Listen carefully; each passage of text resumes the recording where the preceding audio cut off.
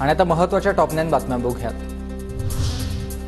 मनोज जरांगेंची 6 ते 13 जुलै दरम्यान मराठवाड्यामध्ये शांतता रॅलीच्या नियोजनासाठी धाराशिव आणि जालन्यात बैठका।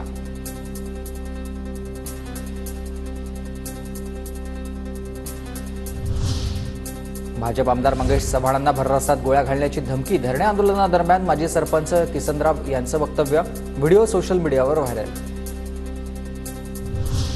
काळाराम परिसरामधील जातीयवादी पत्रक पूर्ववैमनस्यामधून काढलं गेलंय आणि पत्रक काढणाराही अनुसूचित जातीचा।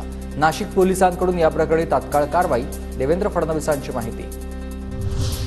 अजित पवार गटाचे आमदार दिलीप मोहितेंच्या पुतण्याच्या कारनं दोघांना चिरडलं। एकाचा मृत्यू। अपघातानंतर पुतण्या पळाला नाही, मद्यपान देखील केलं नव्हतं, मोहितेंचा दावा। गेला नव्हता आणि तो स्वतःहून पोलीस स्टेशनला हजर झाला।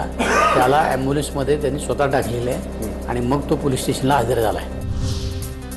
वांद्र्याच्या MIG क्लबमध्ये उद्या सकाळी 10 वाजता मनसेची बैठक। तर नेते, सरचिटणीस, राज्यातील पदाधिकारी उपस्थित राहतील। आगामी विधानसभा निवडणुकीच्या पार्श्वभूमीवर बैठकीचं आयोजन। इंदापूर तालुका अजित पवार गटाच्या बॅनरवरून दत्ता भरण्यांचा फोटो गायब। सुनेत्रा पवारांना शुभेच्छा देणाऱ्या बॅनरवर भरण्यांचा फोटो नाही। चूक लक्षात येताच कार्यकर्त्यांनी बॅनर काढले। दिल्ली हायकोर्टानं जामीन नाकारल्यानंतर केजरीवाल यांची सुप्रीम कोर्टात धाव। जामिनावर सुप्रीम कोर्टात उद्या सुनावणी। मुंबईसह राज्यभरात मान्सून सक्रिय। पुढील 4 दिवसात दक्षिण कोकणासह राज्यात पावसाचा जोर वाढेल। हवामान विभागाचा अंदाज। कोकण रेल्वे भारतीय रेल्वेत विलीन करा, कोकण विकास समितीची मागणी। विलिनीकरण यामुळे संपूर्ण मार्गाचं दुहेरीकरणासारखे प्रकल्प होण्याची अपेक्षा।